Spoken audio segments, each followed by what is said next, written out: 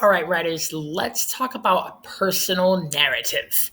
Now, we actually talked about personal narratives a couple of months back. It was one of our first writing units, and I think it's one of the best to go back into because it's going to relate really well with what we're talking and doing in our reading lessons. In reading, we're thinking about retelling stories, thinking about beginning, middle, and end, and that's a huge point when we're thinking about personal narratives. Personal narratives are making sure that we are writing and telling stories that have actually happened to us and have actually happened before. We're thinking about the events that we remember, and we're telling and writing those beginning, middle, end. Now, what's cool about some of these stories is that they're going to have problems and they're going to have solutions, but they don't need to have them the same way our books are.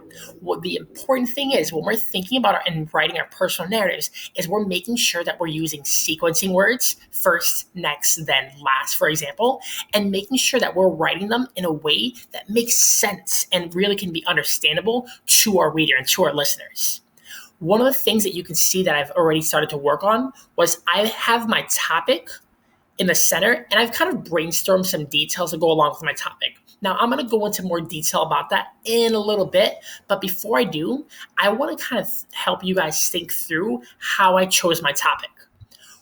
Even though personal narratives sound really simple, we're just writing stories about things that have happened to us. That should be pretty simple. Here's one of the downfalls that a lot of writers fall into. It's one of the challenges that we kind of face. Sometimes when we're brainstorming a topic, we get so excited to write about this huge topic that we end up choosing something that's way too big of a topic to write on.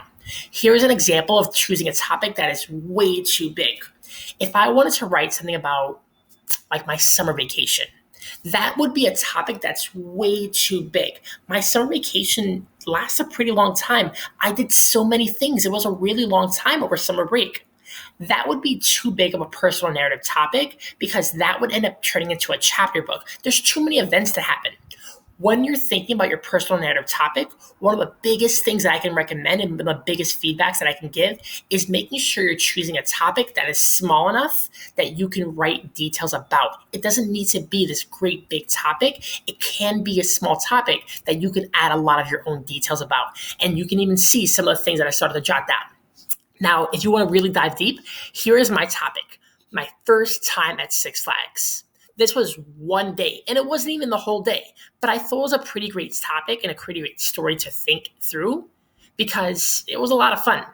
My first time at Six Flags, and what you've seen that I've done over here was I jotted down a couple of quick notes for myself. Things like, we thought it was going to be closed because it was raining that day. But then it got sunny. The park was pretty much empty because everyone thought it was going to rain. They didn't think it was going to get sunny.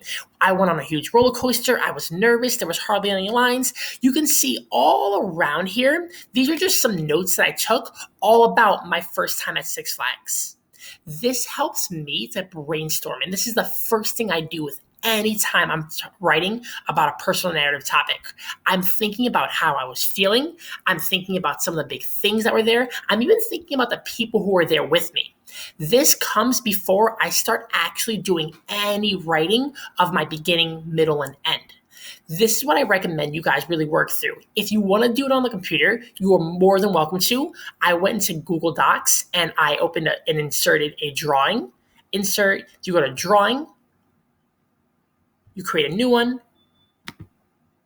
You can kind of work through and make your own that way. If not, I recommend using paper and pencil. It's one of the easiest and quickest ways to brainstorm. And I really like that web idea. Right in the middle, I circle, I have my topic, and then I start to just jot and brainstorm. Who was there? How did I feel? What was I doing? When you're jotting those things down, it doesn't need to be in the right order. It doesn't need to be beginning, middle, end. It doesn't need to be first, next, then last. It should just be things that you remember because you're going to take those ideas and those ideas are going to start to help you and when you're starting to write in full, complete sentences. That is not something you're going to see in the notes, but it's definitely something I recommend. I can't wait to see your brainstorming, and I can't wait to see how your personal narratives come out. Go into more details. There's lots of videos there to help and support, and definitely reread some of those slides. I can't wait to see what you guys come up with.